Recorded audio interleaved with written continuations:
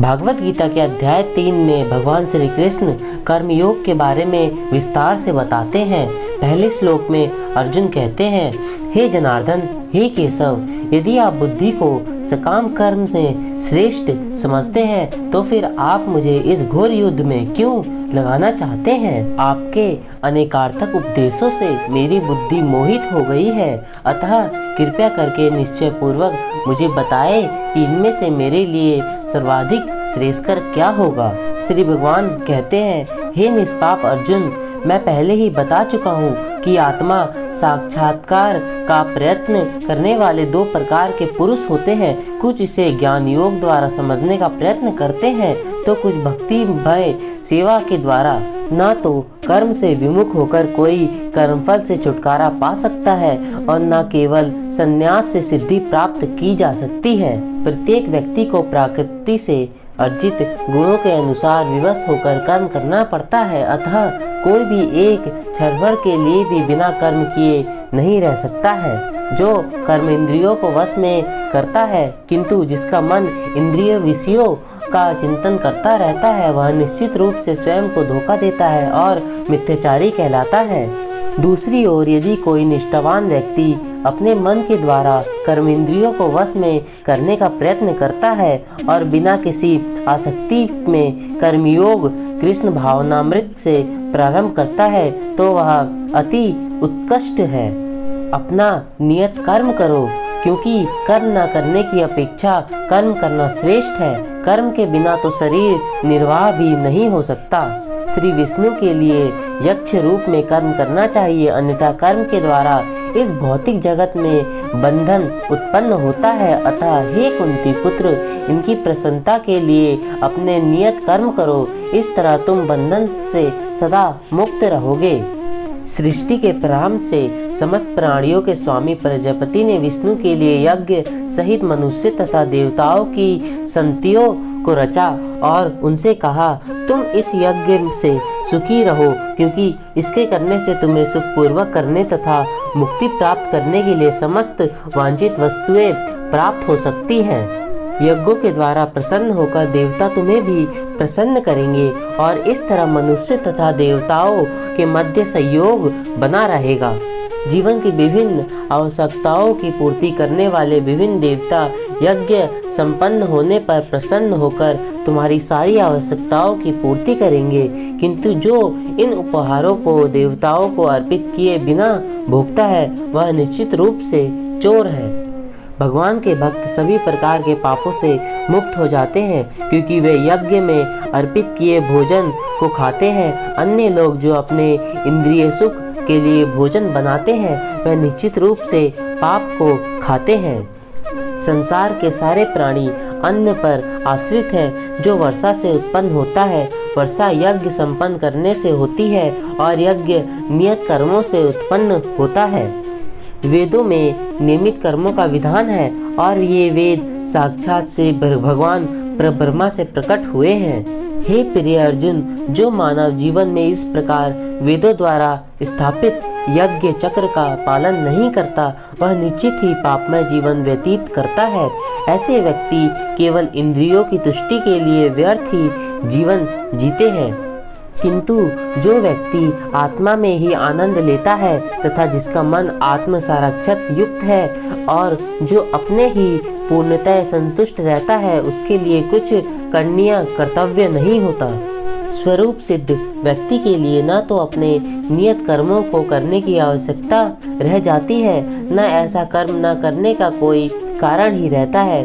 उसे किसी अन्य जीव पर निर्भर रहने की आवश्यकता भी नहीं रहती। अतः कर्म फल से आसक्त हुए बिना मनुष्य को अपना कर्तव्य समझकर निरंतर कर्म करते रहना चाहिए, क्योंकि अनासक्त होकर कर्म करने से उसे परब्रह्म परम की प्राप्ति होती है। जनक जैसे राजाओं ने केवल नियत कर्मों को कर ही सिद्धि प्राप्त की, अतः सामान्य जनों को शिक्षित करने की दृष्टि से तुम्हें कर्म करना चाहिए। महापुरुष जो आचरण करता है, सामान्य व्यक्ति उसी का अनुसरण करते हैं। वह अपने असुरनीय कार्यों से जो आदर्श प्रस्तुत करता है, संपूर्ण विश्व उसका अनुसरण करता है। हे प्रथापुत्र, तीनों लोकों में मेरे लिए कोई भी कर्म नियत नहीं है।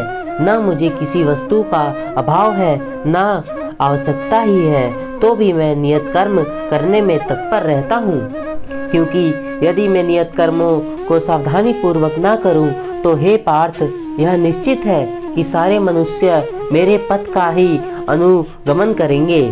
यदि मैं नियत कर्म ना करूं तो ये सारे लोग नष्ट हो जाए, तब मैं अनवांछित जन समुदाय वर्ण संकर को उत्पन्न करने का कारण हो जाऊंगा और इस तरह संपूर्ण प्राणियों की शांति का विनाशक बनूंगा। जिस प्रकार अज्ञानी जन फल की आसक्ति से कार्य करते हैं, उसी तरह विद्वान जनों को चाहिए कि वे लोगों को उचित पथ पर ले जाने के लिए अनासक्त रहकर कार्य करें।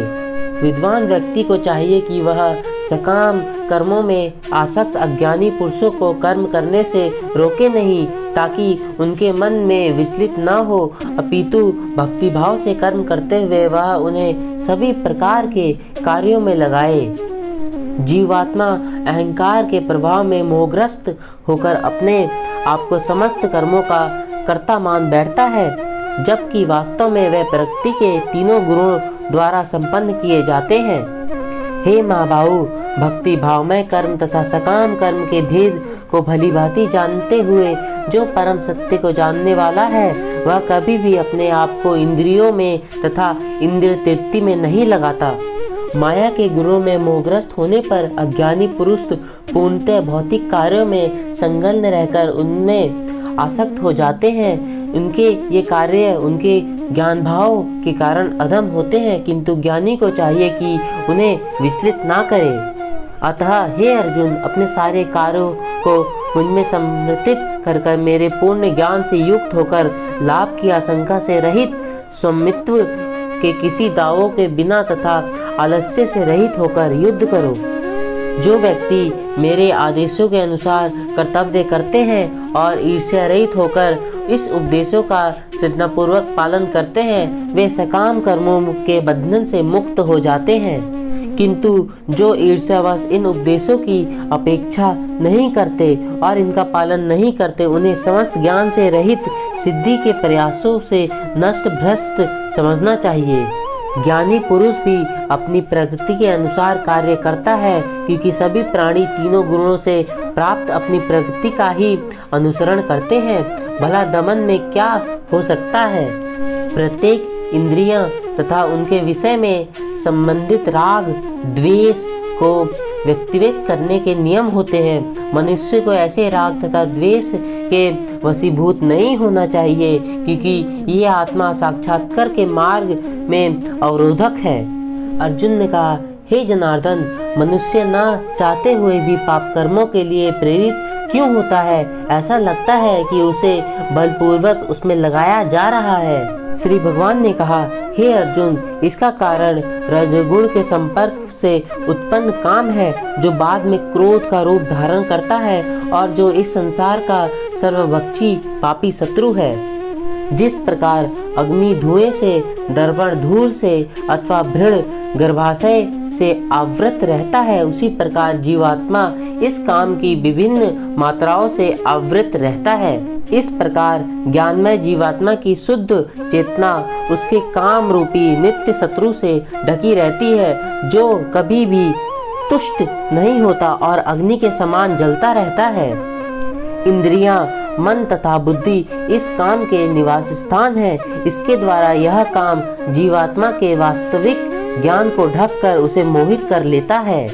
इसलिए हे भरतवंशियों में श्रेष्ठ अर्जुन, प्रारंभ से ही इंद्रियों को वश में करके इस पाप के महान प्रतीक काम का दमन करो और ज्ञान तथा आत्म साक्षात्कार के इस विनाशकर्ता का वध करो।